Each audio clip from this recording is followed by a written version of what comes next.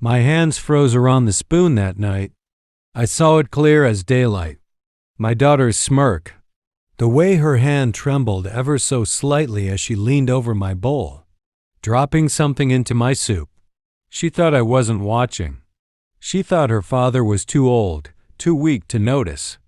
But she had no idea my eyes were still sharper than ever, and my heart broke at what I had just seen. My name is Robert. I'm 72 years old, a widower, and the proud father of 2 children, or at least I thought I was. Since my wife passed away, I had been living with my eldest daughter, Clara. She insisted it was better this way. "You shouldn't be alone, Dad," she told me. Her voice had always reminded me of her mother's, warm and reassuring. I trusted her. But that night, as the chandelier's dim light flickered over the dinner table, my trust began to shatter. Clara served the soup, her lips curling into a smile that now seemed too perfect. "Careful, Dad, it's hot," she said. I watched her reflection in the glass cabinet as she returned from the kitchen. Her hand hovered over my bowl. Something small, a packet, slipped from her fingers into the soup. She stirred quickly, smirking to herself before sliding into her chair. My throat tightened. My pulse raced. What was in that packet? Poison? A drug? My daughter, my own flesh and blood, was hiding something from me. I swallowed my panic and lowered my gaze. She couldn't know I had seen.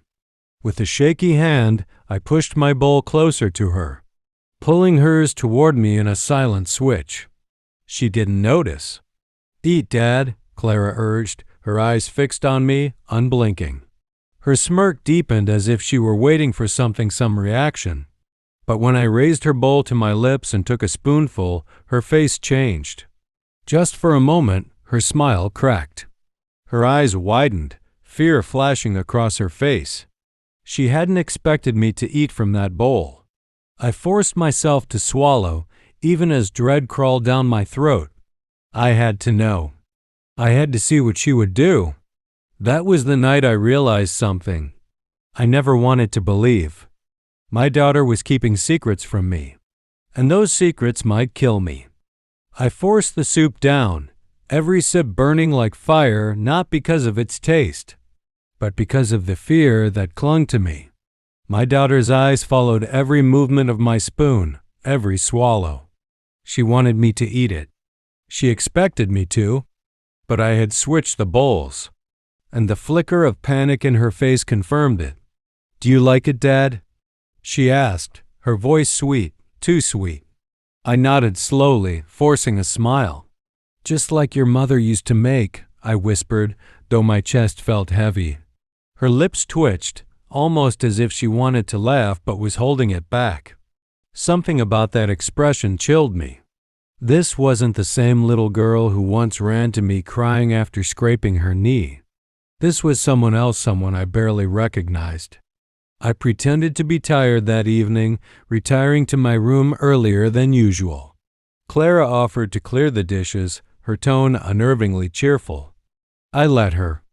The moment my door shut behind me, I sank into my chair, my hands trembling. What was she trying to do? I thought of the small packet, the smirk, the way she froze when I took from the wrong bowl.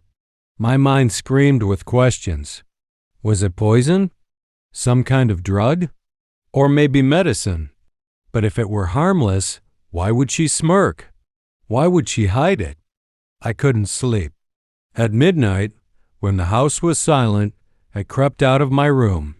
Clara's door was shut, her light off. I tiptoed into the kitchen. I searched the counter, the trash bin, the cupboards. And then I found it. A small torn packet near the sink. Empty. No label I could recognize. Just faint powdery residue clinging to its edges. I brought it close to my nose, but stopped. What if it was poison? My chest ached. My own daughter, planning something against me? No, I refused to believe it. I wanted to think maybe she had her reasons. Maybe I was wrong. But deep down, a voice whispered, "You saw her smirk. You saw her fear when you switched the bowls. I slipped the packet into my pocket and returned to my room. My hands wouldn't stop shaking. The next morning, Clara greeted me with her usual smile, pouring me tea. "Did you sleep well, Dad?" she asked casually. I forced a chuckle. Like a baby. But as I lifted the teacup to my lips, my eyes caught hers. That same look. That same watchfulness. My stomach turned. This wasn't the face of a caring daughter. This was the face of someone waiting for something. Something terrible to happen. I knew then I had to find out the truth before it was too late. For the next few days, I played the role of the blind old man my daughter thought I was. I ate what she served, smiled when she smiled, laughed at her little jokes. But every time her back was turned, I kept my guard up. At night, I barely slept. I would lie awake staring at the ceiling, the torn packet hidden under my pillow. I needed to know what it was. My heart couldn't rest until I found out. On the third day, when Clara left to run errands, I slipped out of the house. My legs ached with every step, but fear gave me strength. I took the small packet to a local pharmacy. The pharmacist adjusted his glasses, frowning as he examined the residue under the light. "Where did you get this?" he asked sharply. My throat tightened. Just tell me what it is." He sighed. "It's a sedative. Strong enough to knock someone out for hours if given in the right amount." My chest caved in. A sedative. My daughter was trying to drug me. The pharmacist looked at me suspiciously. "Sir, this isn't something people use casually. If you find more of these, you should be careful. Whoever gave it to you doesn't have good intentions." I nodded weakly, stuffing the packet back into my pocket. My mind screamed with betrayal. Why? Why would Clara, my own child, want to drug me? When I returned home, she greeted me at the door with that same bright smile. "Dad, where did you go?"